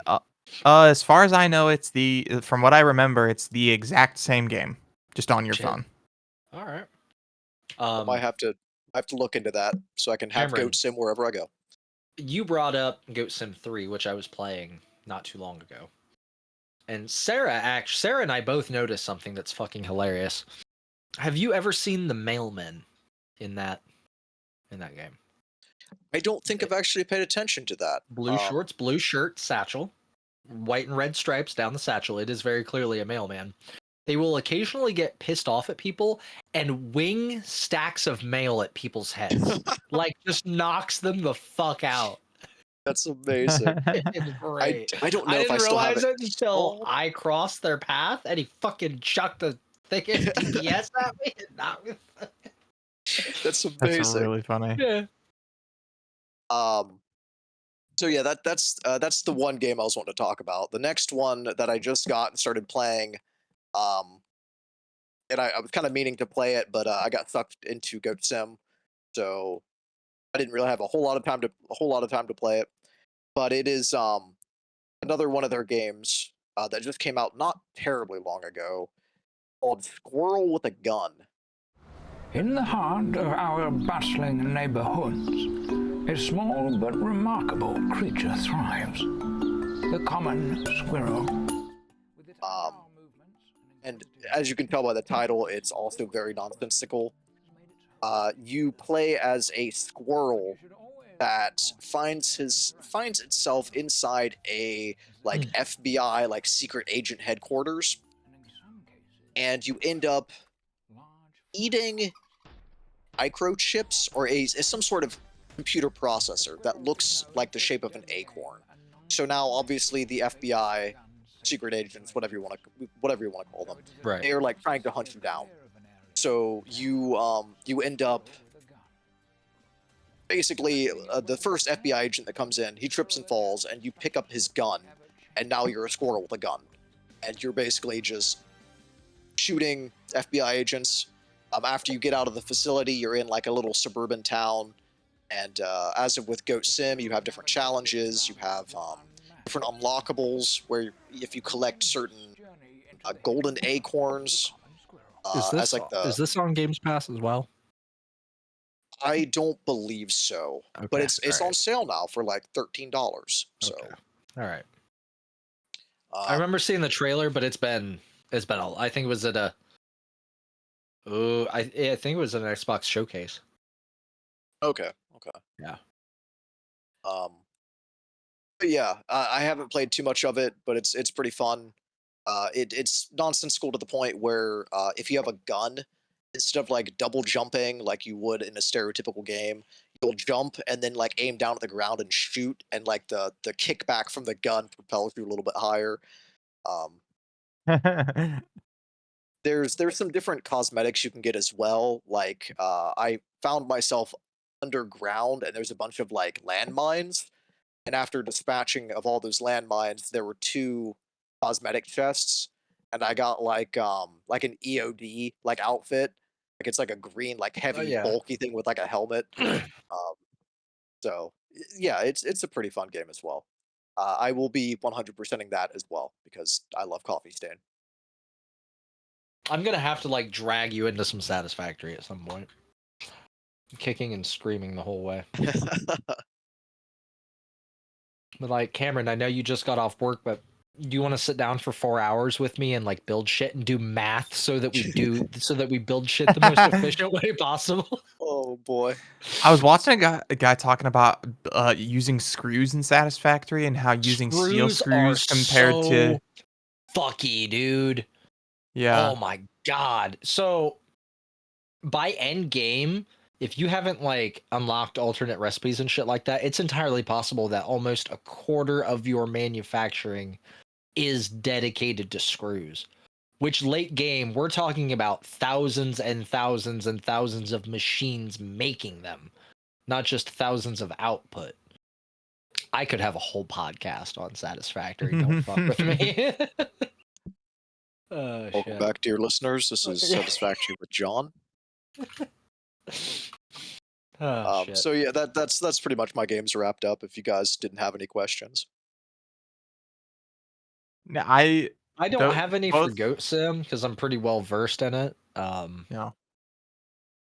What do you Go ahead. do in the Squirrel with a Gun game? Does it That's what I was have? about to ask. Like, it's 3D open world? I'm assuming. Yeah, it's a sandbox. It's like a as well. similar concept. Yeah, like Is you it have. is it Squirrel Goat Sim essentially? Is that what we're looking at? It's a little bit more refined from Goat Sim. Okay. If you know, you know. But like so That's not a far, glitch, that's a feature. yeah, it's just it's supposed to do that. So there are like two, as far as I'm aware right now, for as little as I've played it, there are two currencies. There are like bronze acorns, which are like about the size of a regular acorn, and then gold acorns, which are much bigger. And to like progress and unlock certain things, you need a certain amount of gold acorns and a certain amount of bronze acorns. And those will allow you to purchase some cosmetics are locked behind both currencies. Some are only locked, or no, some are just free. That you can just, as long as you find them and open the chest, you'll get it. You can get different guns. When I was running around that little suburban city or suburban like cul-de-sac I was telling you about, there was there's an RPG that you could get. So Right on.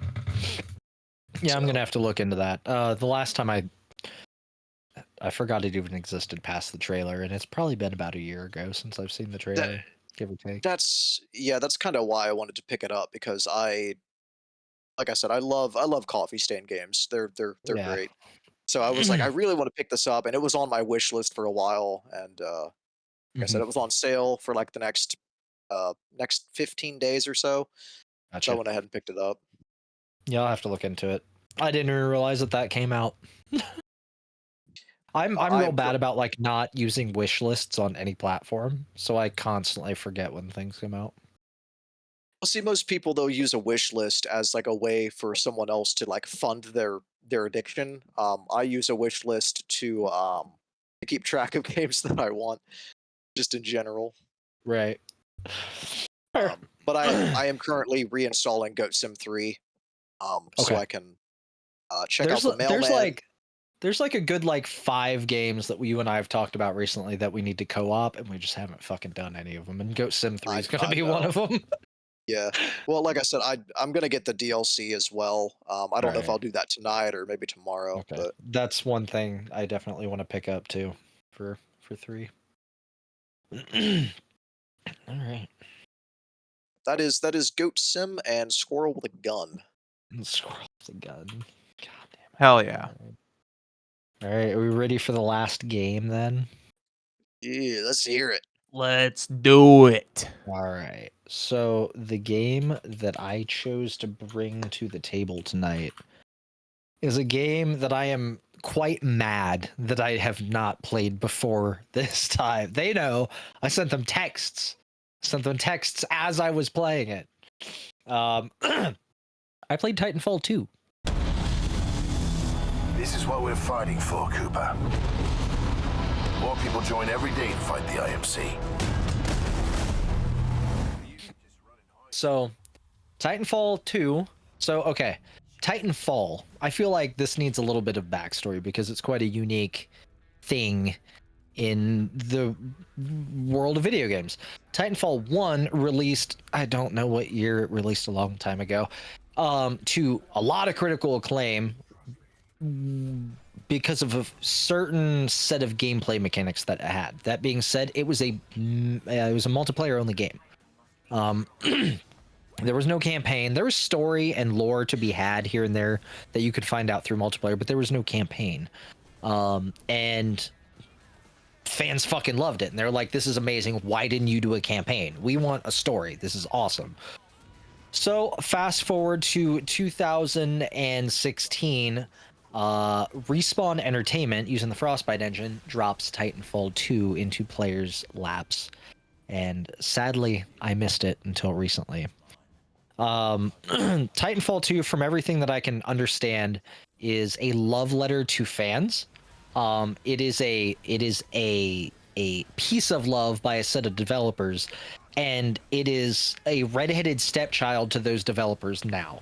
And I will explain that as I go, because it is the weirdest fucking story of a game in real life that I've ever experienced.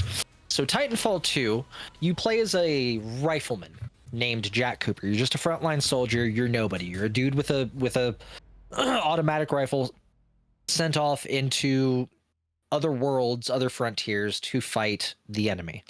There are two factions in the game. One is the militia, if I remember correctly. It's like it's like the remnants. Think of it as like a very organized. Cameron, help me out. It's like a very organized revolutionists, if you will, revolutionaries. Yeah. Yeah, and they are fighting a entity by the name of it's not a name, it's an abbreviation. But essentially what the evil entity is doing is like expanding out into space. So humanity is expanding in the Titanfall universe, and what they're expanding into an area that's called the Frontier. The corporation that you are fighting against is IMC. It's the Interstellar. It is the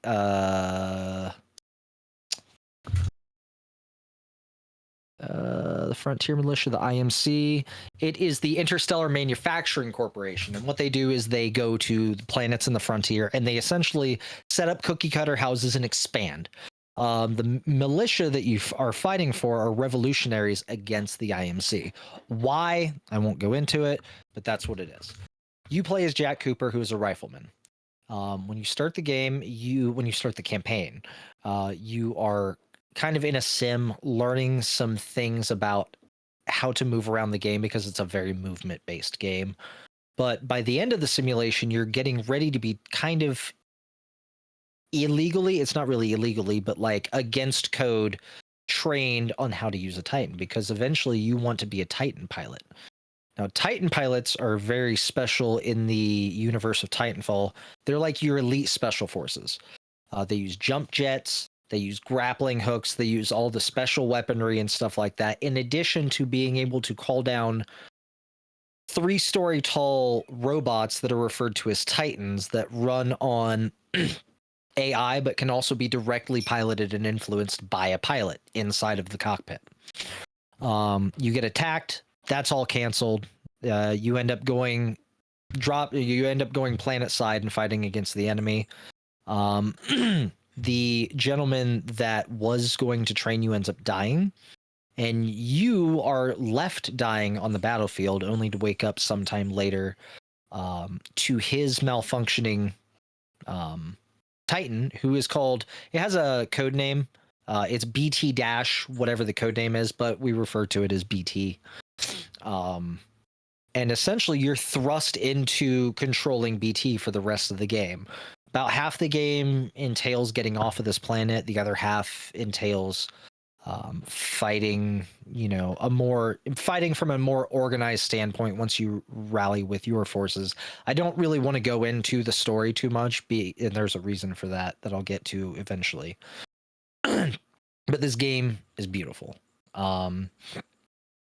The movement mechanics in this game caught me off guard so fucking hard that I had to take a step back and like kind of relearn how to play a first-person shooter. It is a very fast, very movement-based game. You can wall run, you can wall jump, you can use grappling hooks, you can fly through the air. It kind of boggles you can ride on top of other Titans, you can mount enemy Titans and pull their power cores, or even send them into a nuclear detonation. It's insane.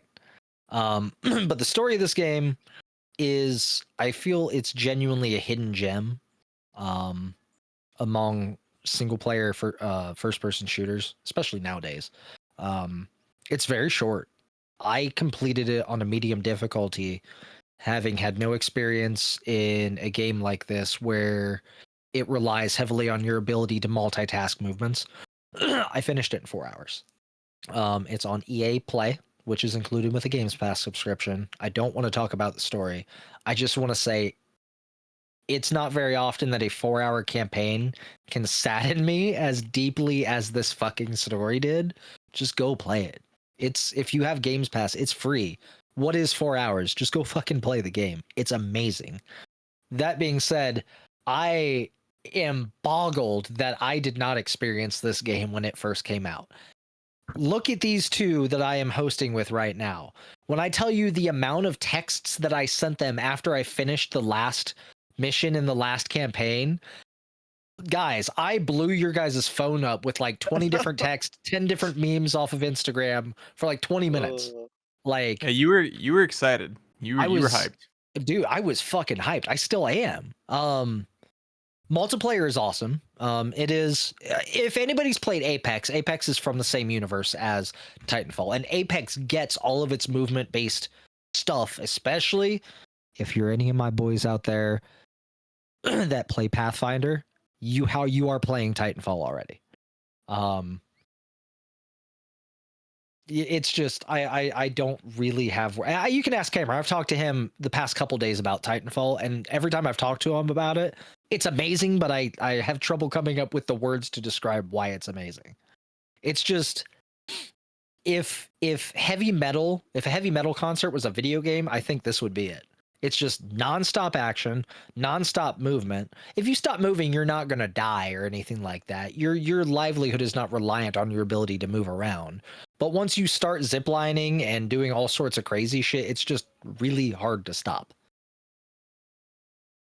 That's Titanfall, dude. There's a couple different Titans that you can get, especially you can only play as BT in the campaign. But you can use different loadouts for BT. So as you go through the campaign, you'll unlock like the rocket launcher loadout, and I'm oversimplifying these, or the grenade launcher loadout, or the minigun loadout. Now in multiplayer, each of those are their own dedicated Titans that you have to select, and you level up each individually. And the same with the pilots. So you have access to pretty much all of the special abilities as Jack Cooper in the campaign. Whereas when you transition over to multiplayer or even PvE, because there is a wave-based option for the game. Excuse me. Oh, I didn't know that. Each of those special abilities are. Yeah, Cameron thinks that it was added after launch. If you played it around launch. Yeah, PvE. I don't believe that was in the game at the start. I think it was something that they added in for free later. Right. But each of those special like abilities that you would get in the campaign as Jack Cooper, like the ability to use the grappling hook or some of the other stuff, are dedicated to different classes of pilot and multiplayer, and you would have to level each of those up individually as well. But past that, multiplayer, PvP at least, is very standardized. You know, you got like in Call of Duty, you have your calling cards, you have your banners, you have all of the extra quips that you can say at the beginning or the end of the game, stuff like that. All your like what is it? Your like profile cosmetics, if you will. I don't know what a standardized name for that kind of stuff is, but and then of course you would also have like weapon skins, Titan skins, which is super cool. Everybody's like, oh, I'm worried about my armors. You know, you play a normal game, you outfit your dude, or you put your camos on your gun or your different attachments on your gun. You have a whole nother side to it in this one. Your Titan is its own thing. You can customize its camos. You can customize its weapon camos. Most of them have nose art. Like you can get pinup girls on the front of your Titan and shit. Super fucking sick. PvE focuses almost entirely on that. You unlock all of it, including your banners and your calling cards or whatever, through doing PvE as well. They're just kind of less useful when they're being shoved in the face of the guy that you just murdered. You know what I mean?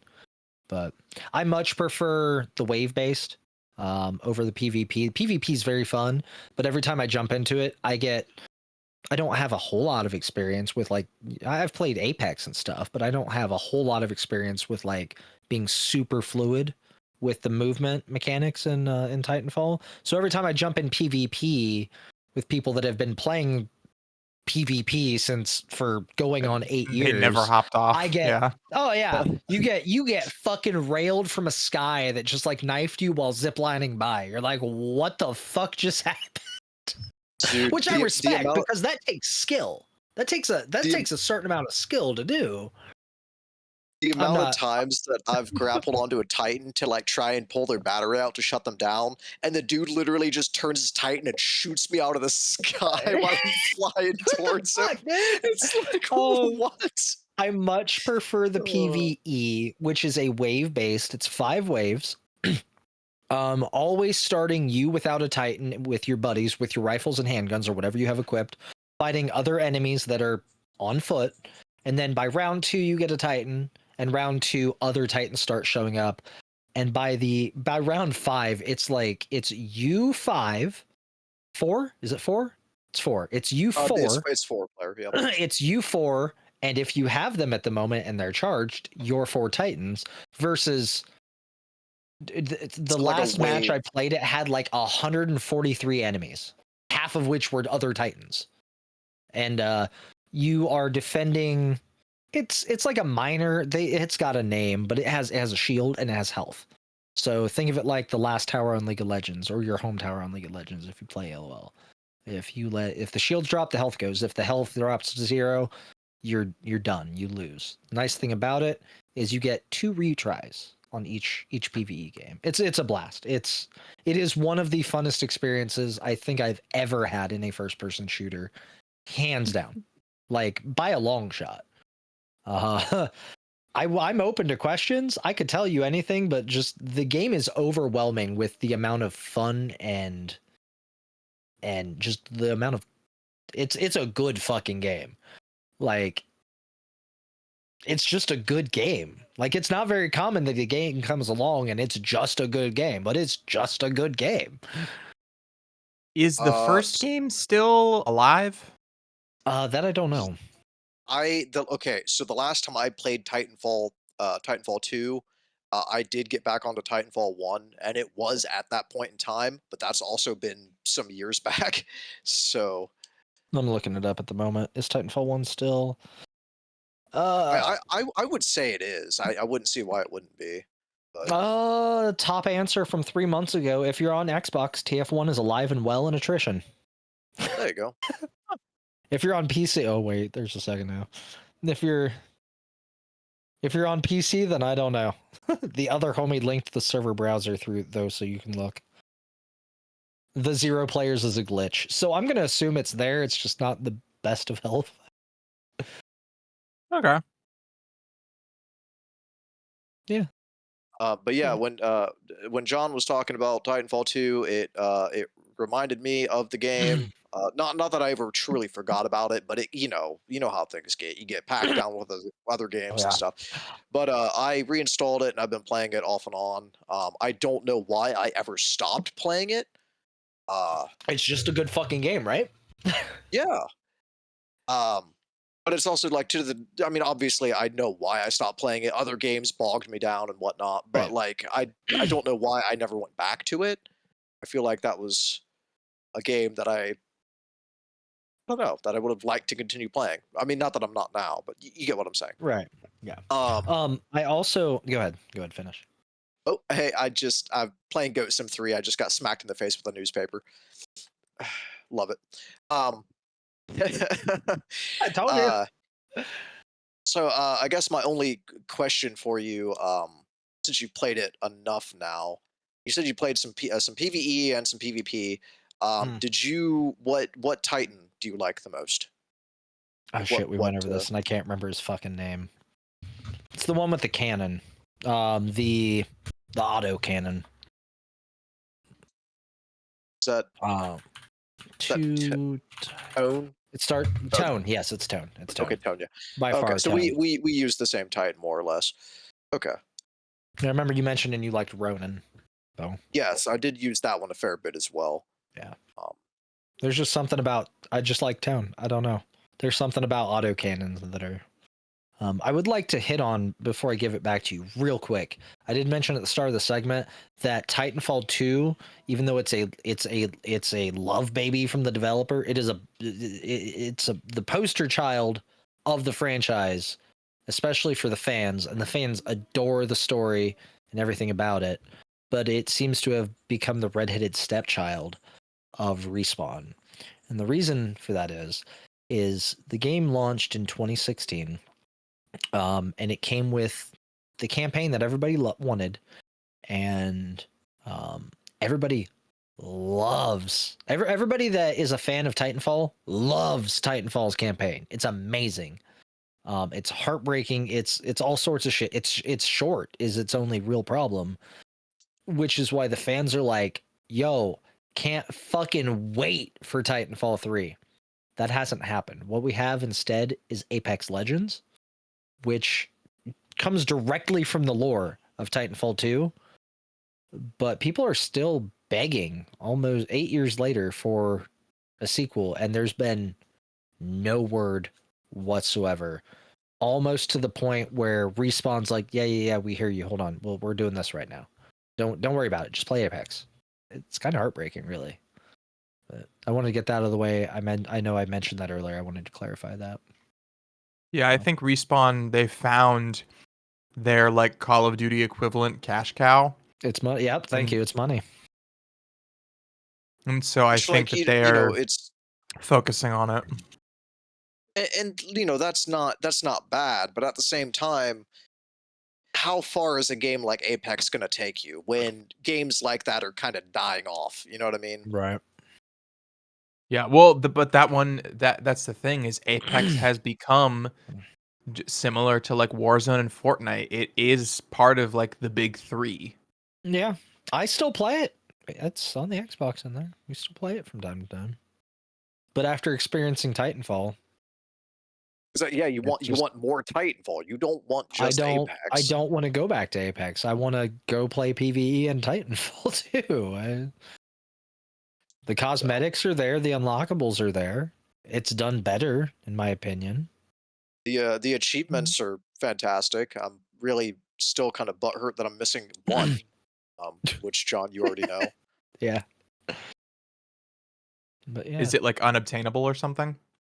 No, so at the very beginning of the game, you go through at the very beginning of the campaign, you're going through like this like training area, and the achievement is to get the top get in the top 3 time scores, which like all of the scores are like pre-generated by like characters that supposedly exist in that universe. And it's not impossible, but it's also not easy. It's You like have to get it's like getting the highest score on Modern Warfare 1's training area, the boat. yeah. But like on Mm. top of like getting a perfect time, you also have to take out all of the training dummies at the same time. So it's hard for me to multitask on going fast and killing enemies. So Fair enough. That's Titanfall 2. Dose. So Oh yeah. all of these games are fantastic. oh, they are. Viewers, listeners, play them, please. It's only 4 Yes. hours. You got 4 hours. Could not I agree promise more. You do. Promise you got 4 hours. Go play the new Call of Duty. It's very fun, especially if you like old Call of Duties. All right. But yeah, all right. So I guess we got any housekeeping things? I mean, There be no emails. I did check this time before we started the episode. Ooh. All Yeah, right. no emails. Send us a fucking email. Yeah.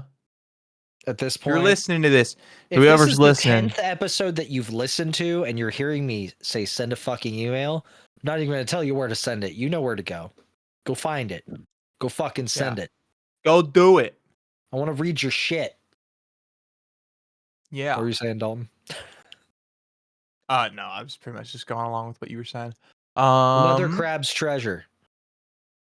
Gotta set it. We just haven't said it yet this episode. I don't think we said it last episode. Oh shit. All right, so let's move into the random topic for next week really Dun, quick. dun, dun. The lights get Next. dim. Like have Jeopardy. Or who wants to be a millionaire? Like Yeah, there it is. Yeah. I have the D20. I'm Okay. hitting roll. We got a 1. Unpopular opinion death match. Does anybody remember what? we're gonna have to. Okay, we're gonna have to go Like- back through our group chat texts to figure that out. Like an unpopular. We just bring opinion. an unpopular Um, opinion, and then we all If- spar each other with them. I think that's what it was because I remember getting really when we were making this list. I remember Dalton said unpopular opinion. I all caps hate fighting games. And I said, "Fuck you." We got into it for I remember that. We're gonna okay, All right. unpopular opinion death match, and I think that's the whole point of it being a 1 is we're gonna end up pissed at each other for something. But I we'll was have to gonna go say through. it might just be you two duking it out because I feel like Well, my unpopular opinion's not gonna match. I All think right, yeah, we're gonna have to go through our old. I'll go through the group chat text and find out what that's about. Yeah, let's bring our worst, most inflammatory arguments to the table. You guys can next tune episode. in next month to see Dalton and I duke it out. Another fight of the century, just after Jake Paul won against Mike Tyson. Yeah. Did you guys watch that fight live? I watched it live. Yes. I also did watched it live. I got to about round 3 with Mike, and I started just getting sad. I was like, "Why? What Yeah. are we watching?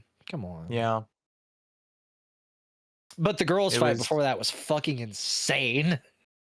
A lot of the preliminaries were really good. Did you watch it?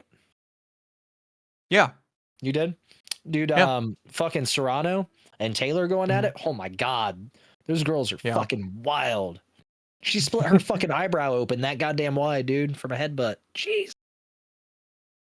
Which is crazy. But yeah, so we're gonna argue at the start of next episode when we talk about our random topic. It's gonna be a hot and heated beginning. The intro is gonna be crazy. Oh, But I'll just now start fighting. I won't even intro us. I'll just start fighting. I think it is time to select Ooh. the next host. Do-do-do. And now I'm thinking. Again. Oh, it's worth thinking about. I like it. All right. Either that or he's coming up with some bullshit to throw at it. No, He's I'm just thinking. I think There they're isn't a the. episode. I'm weighing both of you for different like reasons. Okay. Because Cameron, you brought some pretty fun, like silly energy with your games, which I always appreciate. You always bring good games, and you bring fun ones. But I think I'm gonna have to go with John, just because That's of Yay. just because of the sheer obsession and that he had when he first reached out to us about it. He was just clearly very passionate about discovering this game very late, which I Yeah, enjoyed, and it's also a very good game. Yeah, I'm This is glad fair. you It's just a glad you really got the chance to good play it. game. It's a good game. Well, yeah. It's just good. It popped up on my Um, Instagram feed with a really kick-ass reel, and I was like, maybe now's the time. So, completely off topic, and as we're wrapping things up, so after reinstalling Titanfall and playing that, I was like, I need more mech games. So I also reinstalled Armored Core that came out. Bro. Wait, 6? Yeah, Fires of Rubicon. You want to spar? You want to go one-on-one? Dude, well, hold on. Before Have we you do beat the that, game yet? Because no, I haven't. it's not really fair if I have access to endgame shit and you don't, I or was something like getting that. ready to say, yeah, I have not What beaten it yet. chapter are you in? I'm like maybe 3 or 4 hours into it. Okay, I'm in I have- chapter 3, which is probably 8 hours. You want to spar? You want to go one-on-one? I have not put a whole lot of time into that game. So. I don't know what kind of playstyle you have with Armored Core games, but I think you would hate sparring me. I have the lightest mech that you can build with nothing but plasma weaponry and a plasma blade. I am a very fast, in-your-face, melee focused dodge build. We will have to do that at some point. But I go fucking ahead. love me. I could do a whole segment on Armor. I've been an Armored Core fan since like PS1 days. Fucking love Armored Core. Sorry, Dalton. Yeah, go ahead. No, go you're ahead good. and finish wrapping us up. No, here. it's all good. Yeah, but yeah, send us some emails and say hello if you would like, if you are listening. And yeah, great episode. Say hello I in had a the great email. time. Don't say it out loud when he said say hello. Yeah. Hello. And this is perfect timing for Audra to open the door right as I'm wrapping up the episode. Hello. You're leaving? Audra can wrap up the episode. Thank you for joining. Just say thank you for joining us. We'll catch you in the next episode. Like and subscribe. Like and subscribe. No, wait, come back. Where's our last host? She's So gone. this is it. That's a wrap. Thanks for listening, and fuck you, John. Spay and neuter your animals. Bye. See you later, everyone. Spay and neuter your animal. That was your closing statement. Plural. It's an important thing. It's 11 suppose. o'clock. Do you know where your children are? I can do that. It's 7:28 p.m. Bye. It's 7:28 p.m. Do you know? Bye.